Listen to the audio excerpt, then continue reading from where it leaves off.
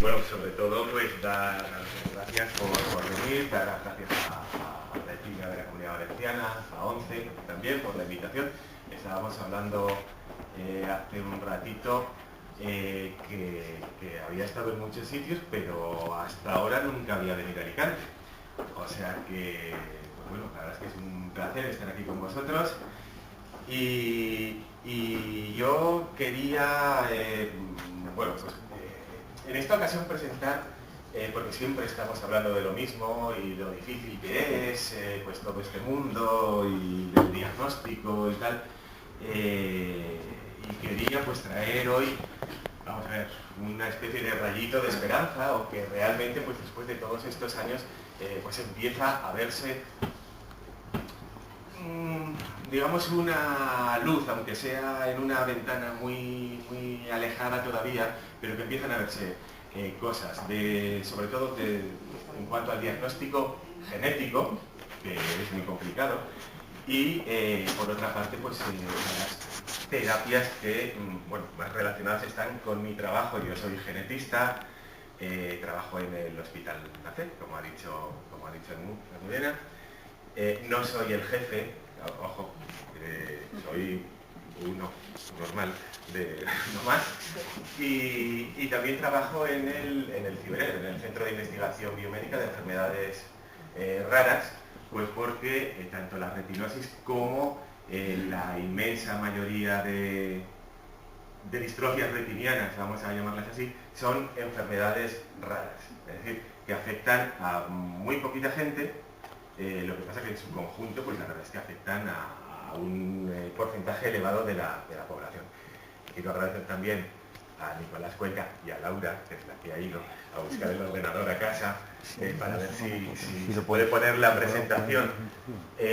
Ya veremos, si no, bueno, pues ya os lo contaré así de viva voz, pero la verdad es que, bueno, lo que quería presentaros es una metodología que ya existe, desde hace no mucho tiempo, pero existe, y nosotros lo que hemos hecho ha sido adaptarla, pues en este caso a una distrofia retiniana que lleva retinosis, pero que además lleva sordera, que es el síndrome de Usher.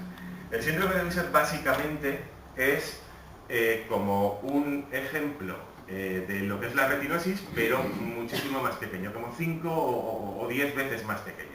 Y por lo tanto, lo que sí que me gustaría es que tuvieses en la idea de que lo que hemos hecho nosotros aquí, que voy a presentar, que por cierto no está ni siquiera publicado, aunque no creo que aquí nadie vaya a robar la propiedad intelectual de nadie, es extrapolable a cualquier tipo de retinosis pigmentaria, y es lo que es el siguiente paso, es lo que tenemos que hacer. Entonces, bueno, pues todos sabéis que la retinosis, las retinopatías, yo voy a hablar de distrofias retinianas porque muchas de las retinopatías pues a veces tienen unos síntomas clínicos que se solapan o se parecen, y de hecho yo no sé si aquí hay alguno, estoy seguro de que sí, que le han diagnosticado de una cosa que luego resulta que ha sido otra.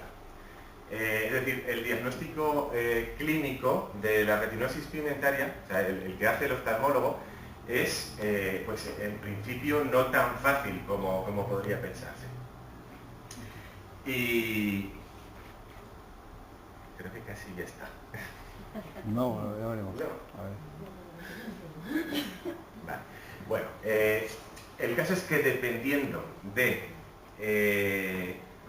cuál es el estado en el que, o el momento de tu vida en el que te diagnostican, y cuál es el tipo de la enfermedad, pues aunque a nosotros, a los genetistas, nos gusta que nos den un diagnóstico clínico fetén y perfecto, por una razón muy sencilla, y es que, a ver, la retinosis pigmentaria está producida por unos genes. La distrofia macular está producida por otros genes. Entonces, cuanto más se ajuste clínicamente, pues más fácil va a ser para nosotros buscar ese tipo de genes. Sin embargo, esto es difícil. Este es el primer punto y es difícil. igual, así, a ver, a mí con esto me... No, sí, está bien.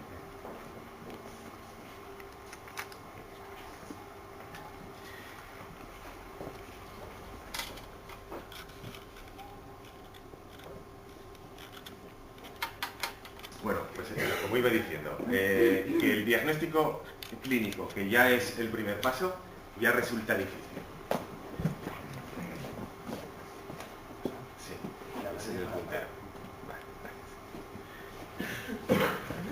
Vale, bueno, lo que os he estado contando hasta ahora, pues que son las distrofias hereditarias de la retina, que afectan son enfermedades raras y que son difíciles desde el punto de vista clínico, difíciles de diagnosticar y más difíciles aún desde el punto de vista genético. Y otra de las características que hoy por hoy no tienen tratamiento, ¿de acuerdo? Entonces, lo que os comentaba de la parte clínica, dependiendo del tipo de distrofia retiniana y dependiendo del momento en el que se le diagnostica a una persona, si es de pequeño, si es más mayor, pues puede confundirse, hay en un momento de la vida de una persona y de la enfermedad, pues que da igual que sea una amaurosis congénita del Leber, que es una forma de retinosis, pues digamos que aparece de forma congénita, o que sea una cromatopsia, que es gente que no puede distinguir colores, o que sea una enfermedad de Stargardt, o lo mismo, a veces se solapa una retinosis pigmentaria con una distrofia de conos y bastones, o con una amaurosis congénita de Leber, si la aparición de la retinosis es muy precoz. Por lo tanto, este es el primer paso. Esto es muy difícil. Y a pesar de eso, aun siendo difícil desde el punto de vista genético, no solamente para el diagnóstico molecular, sino para lo que muchas veces venís a la consulta a pedir, que es lógico. Y esto yo lo puedo transmitir, porque yo sé que es hereditario, lo puedo transmitir a la descendencia, ¿y qué probabilidad tengo? Pues que eso también depende de la enfermedad, y dentro de la enfermedad, pues depende del gen que está implicado y de la mutación. Por ejemplo, la retinosis pigmentaria se puede heredar de forma, a lo mejor esto que digo resulta un poco machino, pero de forma autosómica dominante, es decir, hay un riesgo de transmitirlo a la enfermedad de un 50%, o de forma autosómica recesiva. Tú tienes que ser portador, tu pareja también, para tener un 25% de probabilidad de transmitirlo. O de forma ligada al X, los varones únicamente padecen la enfermedad. O de forma digénica, es más complicado, hay hasta retinosis de tipo mitocondrial, que son transmitidos por la madre a todos sus hijos. Y lo mismo con el resto de distrofias retinianas. Pues bien, esta complejidad clínica, en los últimos años, esto es una gráfica que no sé si podéis ver, pero un poco os la explico. En enero del año 1980 no se conocía ningún gen implicado en retinosis, y ha ido subiendo y subiendo hasta, esta es una gráfica de enero de 2012, posiblemente ahora estemos por cerca de los 250 genes identificados, o mapeados. Sabemos que existen unos 250 y cerca de 200 genes distintos identificados, todos ellos responsables de algún tipo de distrofia retiniana. Esto, desde el punto de vista genético, es muy, muy complicado.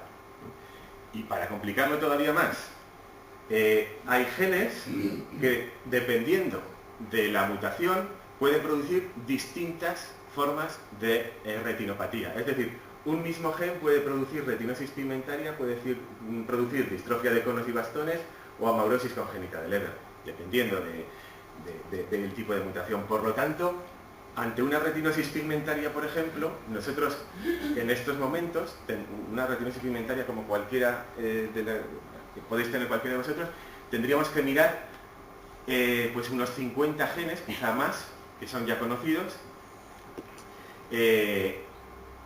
pero ante una distrofia de conos y bastones, pues a lo mejor tendríamos que mirar 25, pero de esos 10 coinciden con los de retinosis pigmentaria. Es decir, que el hecho de tener diagnosticado a una persona con una mutación en un determinado gen, como hablaba con el doctor Cuenca el otro día por teléfono y ahora un caso, no te quiere decir pues que si es un gen que está implicado en síndrome de Usher, necesariamente sea síndrome de Usher, puede ser una retinosis pigmentaria, ¿no? Eso, desde nuestro punto de vista, el genetista complica también la cosa todavía más. Entonces, nuestro objetivo desde hace, pues a ver, yo empecé la tesis en el 91, pues hace ya 22 años, se dice pronto. Nuestro objetivo siempre ha sido, al ser un laboratorio de diagnóstico genético, el diagnóstico genético de este tipo de enfermedades. ¿Para qué? Bueno, primero, confirmar el diagnóstico clínico. A veces puede dar un pronóstico, puedes tenerlo, pero lo fundamental es el asesoramiento genético y reproductivo, es decir, vale, sabemos lo que tienes esta mutación en este gen, y esto quiere decir que tienes una probabilidad de transmitirlo a la descendencia de 50% o 25%. ¿Y qué hacer? Pues tratamiento no hay, pero sí que pues hay diagnóstico genético preimplantacional, etcétera. Hay técnicas en estos momentos disponibles en las que te permite, digamos, seleccionar aquellos embriones que van a dar lugar a bebés que estarán libres de la enfermedad.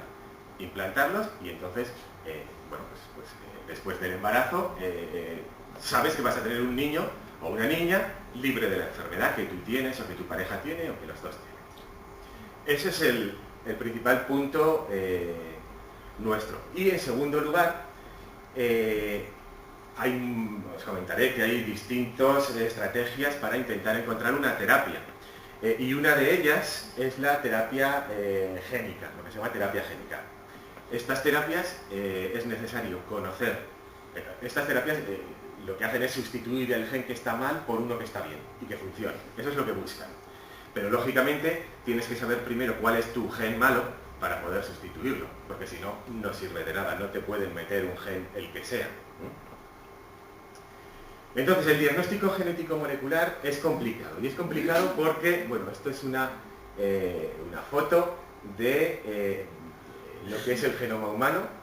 Se puede meter en, no me acuerdo ahora el número de volúmenes, pero ocupa, vamos, una estantería gigante, con no sé cuántos folios de hoja de papel de Biblia y con una letra pequeñita. O sea, el diagnóstico genético se trata de buscar un defecto en una letra, digamos, poniendo el símil de la biblioteca, en una letra entre 3.000 millones de letras que tenemos cada uno en nuestro genoma. Y eso es complicado, como os podéis imaginar. Entonces se trata de buscar... o sea, nosotros no podemos estudiar los 3.000 millones de letras, no se puede. Empezar a leer una a una hasta el final nos daría, bueno, la jubilación. Entonces se trata de ir marcando regiones, párrafos de este genoma, de esta biblioteca, marcarlos porque son de nuestro interés, ¿vale? Sería ponerle unas banderitas, marcar cuál es exactamente la región del genoma, que es un trozo de gen, que es el que nos interesa, y hasta ahora, bueno, esto se ha hecho a mano, es decir, los genes, aquí hay un ejemplo, no sé si he acertado con los ejemplos, lo he intentado poner así, pues bastante sencillito. Un gen no es un conjunto de letras que te da una información y te da una proteína. Pongamos que es como un tendedero, un gen tiene pinzas, que son lo que te da la información, y entre cada pinza está la cuerda, que no te da ninguna información. Son letras también, pero no te da ninguna información. De lo que se trata, o de lo que hemos hecho hasta ahora, como lo que estamos haciendo, es de coger un gen, identificar cada una de sus pinzas, ¿vale?, que sería lo que nos da información. Sería en este caso pues lo mismo que antes, identificas la pinza, esa pinza se llama exón, por curiosidad. Y una vez que tienes la pinza, tú necesitas, digamos, amplificarla, aumentar el número de copias de esa pinza para poder trabajar con ella, porque si no nosotros no podemos trabajar con ella, ¿vale? O sea, sería lo mismo marcar la pinza que tú quieres, amplificar esa pinza, y después ya, una vez que la tienes amplificada, identificada, amplificada y tal, dices, bueno, ahora la voy a leer a ver si encuentro alguna falta de ortografía en este exón de este gen, ¿vale? ¿Qué pasa? Que hasta ahora, para hacer esto, se utilizaba una enzima, una proteína, que reconoce un punto y empieza a leer, ¿vale? Pero más o menos a las 800 o 1000 letras se cansa y tiene que descansar. ¿Qué hay que hacer? Volver un poquito más atrás, una vez que ha descansado el enzima, y volver a empezar, es decir, un poquito más atrás, pues porque no se acuerda, para recordar un poco lo que ha leído antes, pues si se le había olvidado, y volver atrás y otra vez vuelve a empezar. Así sucesivamente para cada exón y para cada gen. Y esto, imaginaos, pues 50 genes conocidos para retinosis pigmentaria, algunos de ellos con 50, 60, 70 exones, 70 pinzas, supone pues un trabajo que es inabordable, y no digo inabordable en España, o sea, no conozco ningún centro en el mundo que haga un diagnóstico genético de todos los genes que de momento se conocen implicados en la retinosis pigmentaria, porque necesitarías muchísima gente y muchísimos años para terminar ese estudio, ¿vale? Y a modo de ejemplo, pues, a ver, hay distrofías retinianas que son más sencillas, la coroideremia es un gen, pues vale, si tienes el diagnóstico, es un gen de 16 exones, 16 pinzas, es bastante razonable coger, amplificar las 16 pinzas y leerlas. Y ahí vas a encontrar el defecto. Pero el problema de la retinosis pigmentaria y de otras es que, lo que os he comentado, hay un montón de genes. 50 en el caso del retinosis, hay cerca de 20 en el caso de amaurosis congénita de Leber. Además no hay ninguno que sea especialmente prevalente. Cada uno de ellos pues explica a lo mejor un 5% de los casos. Y además, en general, con los genes que se conocen actualmente, los que están identificados, se explican solamente el 50% de los casos. Es decir, que si ahora estudiásemos en uno de vosotros todos los genes de retinosis que se conocen, de aquí identificaríamos el defecto en la mitad. La otra mitad estará en otros genes que todavía no sabemos. Es decir, que queda bastante por investigar. Bueno, y como os comentaba, pues nuestro trabajo siempre ha intentado ser, primero, el diagnóstico molecular de estas enfermedades. Desde el 95 nos hemos centrado en una, pues un poquito más pequeña. Bueno, esto es una aguja en un pajar. Esto es lo que es de momento el diagnóstico genético de las distrofias retinianas, ¿vale? Desde el 95 nosotros nos estamos ocupando del síndrome de Usher, que es una retinosis pigmentaria que va asociada con problemas de audición, con hipoacusia. Digamos que es una retinosis pigmentaria, pero en pequeña. De momento no se conocen 50 genes, como en la retinosis, se conocen solo 10, son genes muy grandes, y estos 10 genes explican más o menos el 85% de los casos. Es decir, todavía faltan genes por identificar también. Desde el año 95 hasta el 2012 hemos conseguido, en una serie de pacientes pues bastante amplia, estudiar los 10 genes que están implicados en la enfermedad en población española.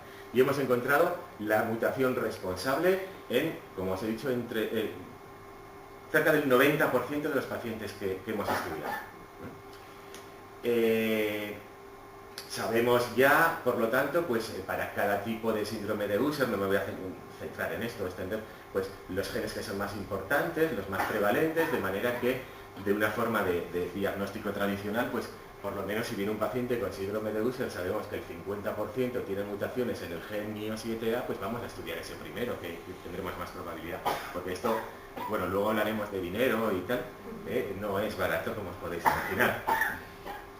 Pero, ¿qué pasa? Que en el año 2000, bueno, se presenta el proyecto Genoma Humano, se presenta un borrador, se presenta, pues bueno, con toda profusión de medios. Veis aquí a Bill Clinton, junto a Francis Collins, que es el coordinador del proyecto, la parte pública, porque tenía un consorcio público inglés y un consorcio privado norteamericano, este es Craig Venter, pues para secuenciar por primera vez un genoma humano entero. Bueno, en el 2003 se publica el primer genoma humano en las dos revistas pues, de científicas más importantes, se publica a la vez. El consorcio público lo hace en Nature y el privado en Science, o viceversa, no me acuerdo, pero bueno, se publican los dos.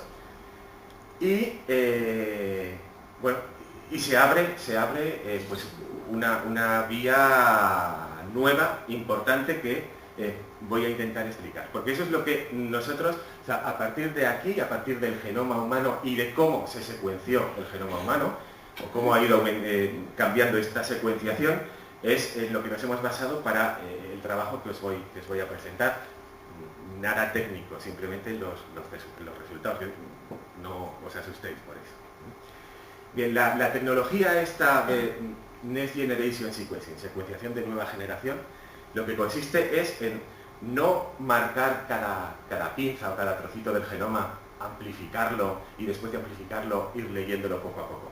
Lo que consiste es en, imaginaos que uno de esos tomos, el Quijote, es el Quijote, lo que se hace es meter cada una de las páginas del Quijote en una trituradora de papel, se hacen un montón de tiritas y después bioinformática, cada una de esas tiritas o cada uno de esos trozos se amplifica, pero no uno por uno, sino todos a la vez, y una vez que lo tienes todo a la vez, es decir, el genoma amplificado, lo que haces es rescatar esas tiritas, ¿vale? Y son tiritas muy pequeñas, son de entre 100 y 400 letras, por lo tanto la maquinaria que tiene que leerlas no se cansa, y lo que consiste es en después ir pegando cada una de esas tiritas, de manera que, pues en este caso si sería en un lugar de la mancha de cuyo nombre no quiero acordarme, etcétera, etcétera, tú lo que tienes es un montón de tiritas pequeñas, pero bueno, en un lugar de la mancha de cuyo no, y luego tienes otra tirita que es en un lugar de la mancha de cuyo, o de Q, vas solapando las tiritas de letras o las frases hasta que al final consigues ir leyendo a la vez pues todo el libro. Y aquí hay una serie de cosas, esto sería pues lo que se llama una lectura, una read, esto lo voy a pasar. El problema de esta secuenciación es, o sea, la secuenciación en sí es muy fácil, es muy rápida, pero produce muchos errores, ¿vale? Muchos errores. Entonces, lo que hay que hacer es para cada letra tener cuanto mayor número de repeticiones mejor, para evitar pues que en vez de en un lugar de la mancha te salga en un, he puesto el ligar de la mancha, pero bueno, podría ser cualquier otra cosa. Aquí el problema no es tanto técnico de laboratorio como bioinformático. Y esto era un guiño porque sabía que iba a venir el doctor Cuenca. Yo siempre le he dicho, es que los genetistas tenemos la mala suerte de que no podemos sacar en una charla estas fotos tan bonitas de retina que sabrás tú, que son una preciosidad. Tenemos manchas y como mucho, pues fíjate, tenemos aquí cuando hacemos una secuencia que a la A la ponemos en rojo, a la otra en verde y tal. Bueno, pues eso se ha acabado. Ahora vamos a peor. Y ahora lo que vamos a tener es una pantalla negra de ordenador con un montón de letras, números y exclamaciones que nos va a decir la calidad de esas lecturas y si se ensamblan bien, etcétera, etcétera.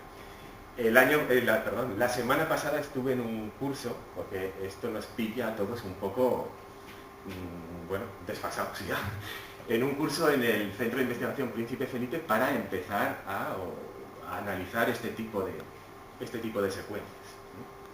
Bien, lo cierto es que ¿cómo ha cambiado la cosa? Pues desde el año 2000, que el primer genoma humano se secuenció y costó 3.000 millones de dólares, al año 2012, se espera que para el 2014 el genoma humano cueste unos 1.000 dólares, unos 750, 800 euros. ¿Vale? De 3.000 millones hemos pasado, o pasaremos, a unos, no llega a 1.000 euros. Claro, y aparte es tan rápido que el número de genomas humanos que se han secuenciado, pues desde el año 2000, ha pasado de 1, el primero, a, estamos pues ya cerca de 50.000 o 60.000 genomas humanos secuenciados en este momento. En el 2006, esta tecnología estaba ya perfectamente validada para investigación. En el 2009 se empieza a introducir en la asistencia hospitalaria y todavía no está validada, estamos en ello, pero en breve seguro que va a estar validada. ¿Esto qué quiere decir? Pues que tenemos potencia suficiente, tenemos la potencia para, digamos, hacer la fotografía del globo terráqueo. ¿Y qué podemos hacer con esa potencia? Pues enfocarla, ¿vale? De manera que pues vayamos aproximándonos, en este caso sería Europa, nos vamos aproximando, España, es decir, toda esa potencia la vamos enfocando. Cuanto más fino pongamos el foco, mayor va a ser la cantidad, digamos, de copias de cada... menor va a ser, en definitiva, el número de errores que vamos a cometer con esta secuenciación. Podemos seguir y llegamos hasta la Plaza de los Luceros porque no sabía dónde estaba la sede y no la pude poner. Pero podemos focalizarlo, es decir, toda la potencia que tenemos de secuenciar un genoma humano, si nosotros lo focalizamos en los 50 genes, que es ridículo comparado con el genoma humano de la retinosis pigmentaria, pues podríamos, en teoría, tener un diagnóstico barato dentro de lo que cabe. Y veréis que luego daré cifras y es que realmente es barato. Y muy fiable y en muy corto tiempo, de plazo, pues para estudiar en una persona los 50 genes conocidos. Y eso es lo que se está haciendo, pues desde, sobre todo el 2011-2012. Ya hay gente que tiene trabajos en los que utiliza esta tecnología para la retinosis pigmentaria, para el Stargardt, para lo mismo, defectos retinianos, otros tipos, o incluso el síndrome de Usher. Este es un artículo del año pasado, finales del año pasado, de un grupo italiano en el que utilizan esta tecnología para estudiar el síndrome de Usher. ¿Qué es lo que hacen? Y aquí está la diferencia con lo que hemos hecho nosotros. Ellos lo que hacen es, digamos, poner el foco en el globo terráqueo, es decir, secuencian todo el exoma, es decir, todo el conjunto de pinzas, no todo el genoma, pero todo el conjunto de pinzas, y miran pues, si encuentran mutaciones en los genes Usher en los pacientes. Es decir, no solamente no enfocan únicamente a los genes Usher, sino a todos los genes que tenemos. Bien, está muy bien, pero lo que encuentran es más o menos mutaciones en un 30% de los pacientes. Es decir, lo mismo que estamos encontrando nosotros con un microarray que pusimos a punto hace 3 años. ¿Por qué? Pues porque digamos que han dispersado, a mi juicio, han dispersado toda la potencia que tenían en estudiar todos los genes humanos y no solamente los de Usher. Es decir, que sería pues un poco quien mucho abarca, poco aprieta, ¿vale? ¿Qué es lo que hemos hecho nosotros? Pues focalizar esa energía pues en solamente en los pacientes con síndrome de Usher. Bueno, y pusimos también algunos más sordera, etc. Nosotros en el Hospital La Fe hemos conseguido que nos compren no el aparatito que secuencia genomas, bueno, se llama Junior, de hecho es el hermano menor, ¿no? El hermano pequeño que no tiene tanta potencia, pero sí que tiene mucha. Entonces lo que hemos hecho ha sido intentar focalizar toda esa energía, toda esa capacidad de secuenciación del aparatito solamente en los genes Usher y alguno más que pusimos pues porque era candidato, etc. Y entonces, bueno, lo hicimos, perdón, con 71 pacientes Usher, de los cuales 47 ya sabíamos que tenían determinadas mutaciones, y esto lo hemos hecho pues para comprobar que realmente no se nos escapa con esta técnica nada de lo que podíamos conseguir con la otra. Hemos un segundo grupo con 13 pacientes con Usher que no tenían diagnóstico molecular para ver si lo encontrábamos, y un tercer grupo de pacientes con sordera sin problemas de retinosis. Y lo que encontramos, bueno, pues ha sido en general muy positivo, pero sabemos que todavía nos faltan cosas por hacer. Lo que hemos conseguido es todos los genes Usher amplificarlos a la vez con una cobertura que se llama, la cobertura es el número de veces que tú lees cada letra, ¿vale? Y para el diagnóstico un mínimo de 40 es necesario.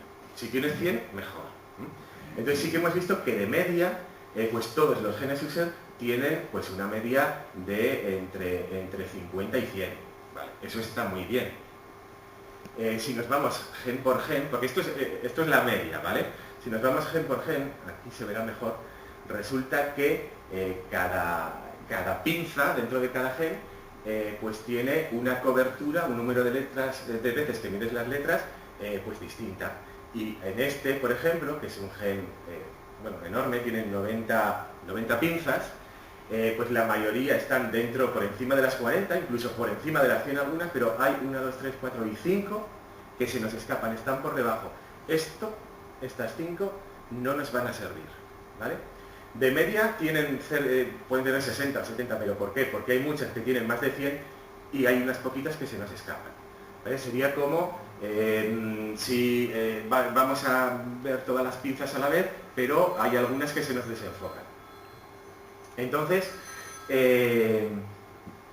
eso bueno, es un sesgo que tenemos y que hay que corregir, pero en general, y el otro sesgo es que después la parte bioinformática, ¿qué es lo que obtienes? Claro, cuanto más trozo de genoma leas, pues más variantes te vas a encontrar, y un cambio de una letra no significa que sea una enfermedad. De hecho, todos tenemos unos 3 millones de cambios que no producen nada, ¿vale?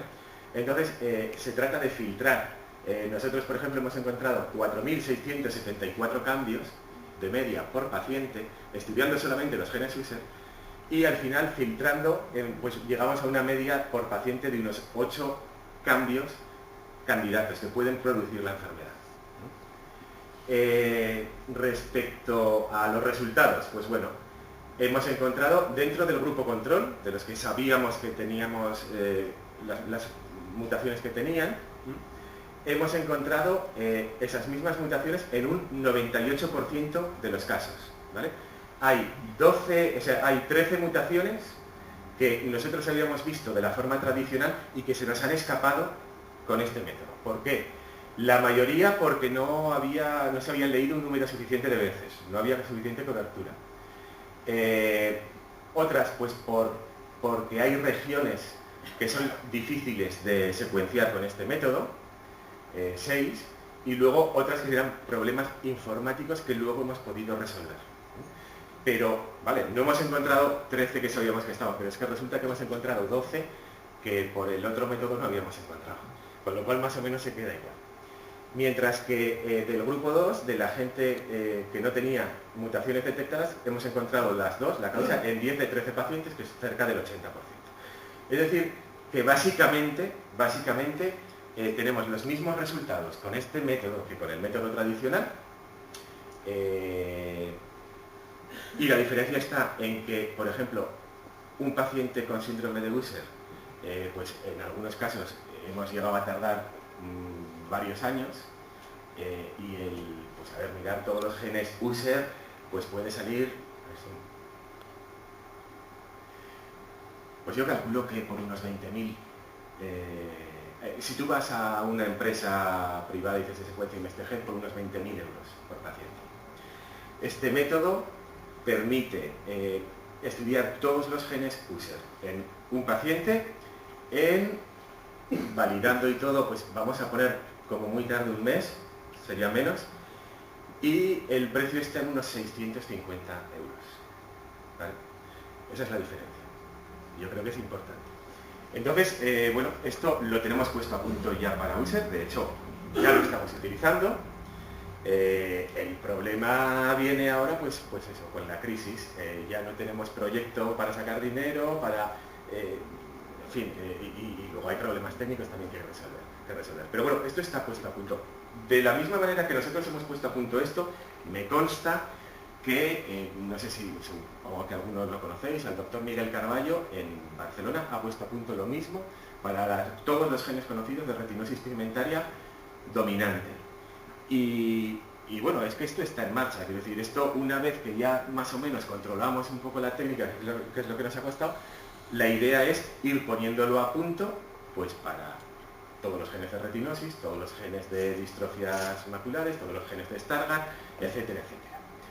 En principio y como conclusiones, pues bueno, que el diagnóstico es muy útil para enfermedades genéticamente heterogéneas como son las retinopatías, pero también pueden ser las distrofias musculares o las sorderas, etcétera, etcétera.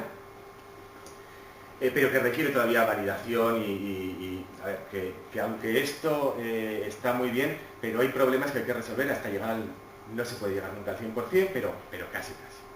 De todas maneras, ya os digo que es que estamos en un 88% al final. ¿Que hacen falta avances en los programas informáticos? Por supuesto, todavía hay tipos de mutaciones que no se leen bien por este método.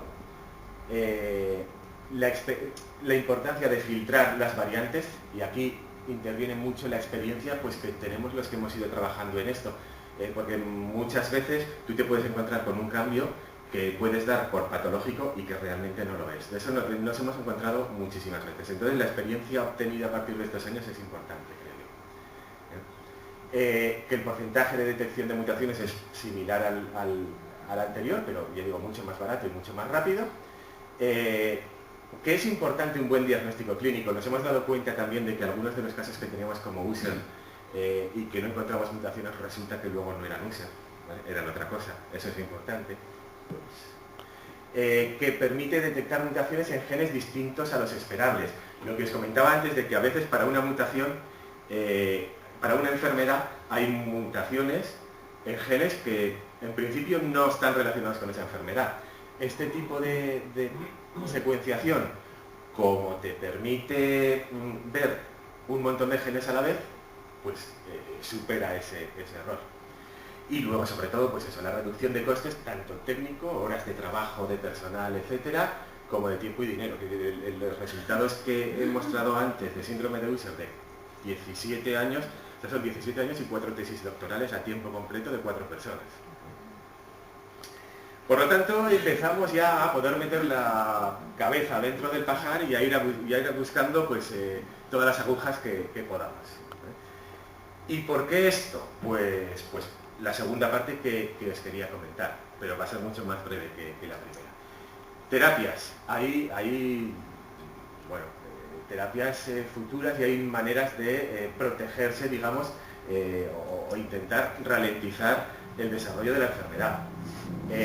Como pues desde protegerse a la exposición de la luz a terapias farmacológicas o suplementos vitamínicos y otro tipo de moléculas que no voy a hablar porque ya hay un experto aquí, que es el doctor Cuenca, y que, bueno, yo qué voy a decir de esto.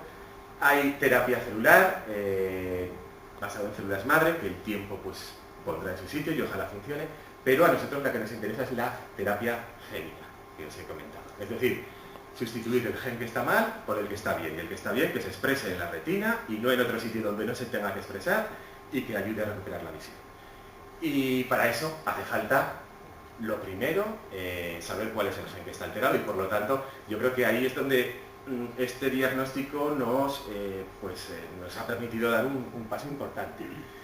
En estos momentos ya, dejando aparte los ensayos clínicos en animales, ¿vale?, los que ya están aprobados por la FDA en humanos para terapia génica son para enfermedades Stargardt y 1, ojo, están en fase 1 o 2, es decir, fase de seguridad, de ver si lo que tú estás metiendo en la retina no produce nada malo, y 2, que es farmacocinética y farmacodinámica, es decir, cómo funciona el fármaco, cómo reacciona el cuerpo o la retina en este caso ante el fármaco, y cómo el fármaco modifica la retina. Después pasaríamos a fase 3, que ya es generalizado en un montón de pacientes, pero antes hay que pasar estas fases. Hay también para la maurosis congénita de Leber, que aquí sí que conozco a algunos de los oftalmólogos que están llevando este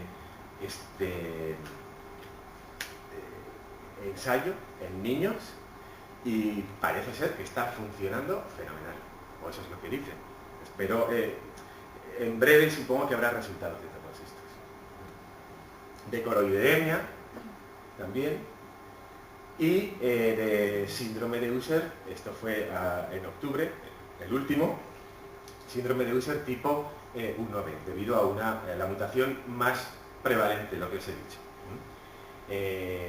Lo mismo, está en fase 1, lo que pretenden en este caso, que conozco un poco más el ensayo, es encontrar a lo largo de este año 18 voluntarios con síndrome de Usher que se dejen pues pinchar un vector, que es un virus al que se le ha quitado todo lo malo, digamos, se le ha metido el gen bueno, se le mete dentro de la retina.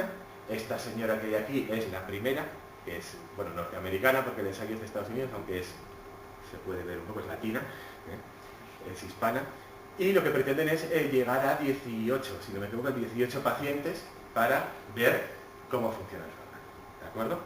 Entonces, bueno, pues en esas estamos. Ya digo que no es... a ver, ojo, que esto cuesta, pero si por lo menos he podido abrir una ventanita de que, bueno, pues todos estos estudios a lo largo de todos estos tiempos están sirviendo para algo, pues me voy contento de aquí, ¿vale? Y bueno, básicamente era esto todo, excepto pues presentaros, faltan dos, a mi grupo, muchos ya las conocéis, Teresa Jaijo y Gema García son las dos que se han encargado fundamentalmente de este trabajo de secuenciación. Lamentablemente, y como reflejo de los tiempos que vivimos, pues Gema va a leer la tesis ahora en mayo y ya tiene un contrato de 3 años en Francia y se nos va, porque bueno, no le podemos ofrecer aquí, bueno, con mucho esfuerzo una beca cuando allí va a tener un contrato postdoctoral y la oportunidad de trabajar en terapia génica y tal. Con lo cual, confío en que algún día nos la podamos volver a traer aquí y que nos enseñe la siguiente fase, que sería la terapia. Aparte, bueno, Elena, que está de baja porque ha tenido una niña, Majo, Loli, Regina, que se dedican no tanto a la genética, sino pues a la parte más de fisiología, etcétera. Y ya está, ya no quería contaros nada más. Preguntas todas las que tengáis y gracias por vuestra atención.